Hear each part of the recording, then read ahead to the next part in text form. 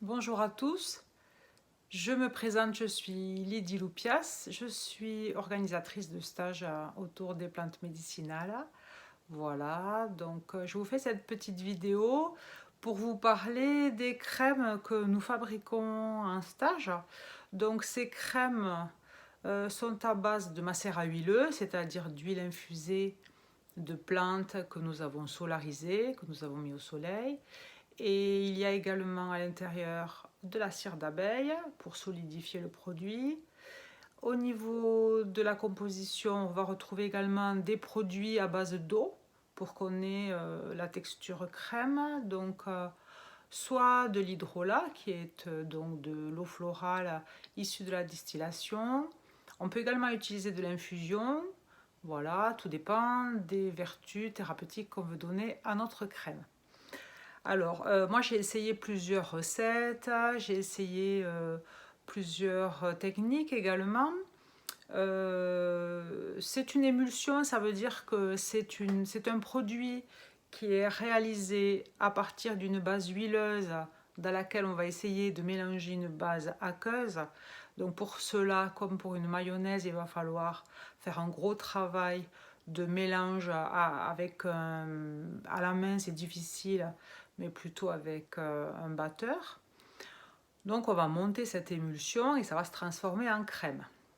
Donc pourquoi je vous parle de ce produit? Parce qu'on achète des crèmes, on pense souvent qu'il y a des substances dedans qui permettent de réaliser ce type de texture, des substances qui sont potentiellement dangereuses, toxiques, etc.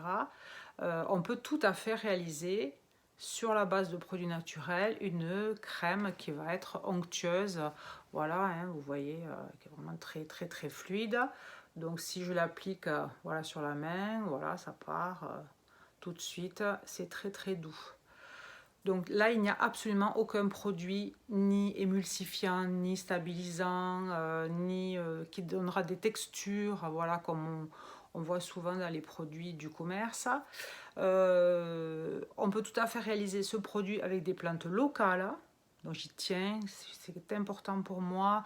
Moi, je n'utiliserai pas de coco, de karité, même si c'est très bien, voilà, ni d'aloe vera. Je reste sur des plantes locales, des plantes qui poussent si possible autour de chez moi. Voilà.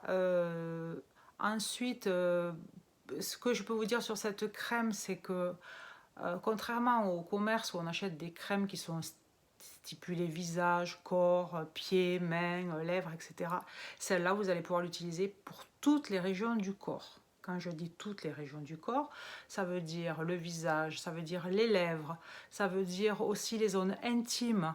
Voilà, que ce soit les hommes, que ce soit les femmes, c'est une crème qui va pouvoir graisser, huiler, qui va pouvoir aussi être utilisée dans les rapports sexuels, puisqu'il n'y a aucun produit dedans chimique. Les femmes ont souvent aussi des sécheresses sur ces zones-là ou des irritations. Ça va calmer aussi les irritations. Bien entendu, il faudra choisir les plantes en conséquence. Hein.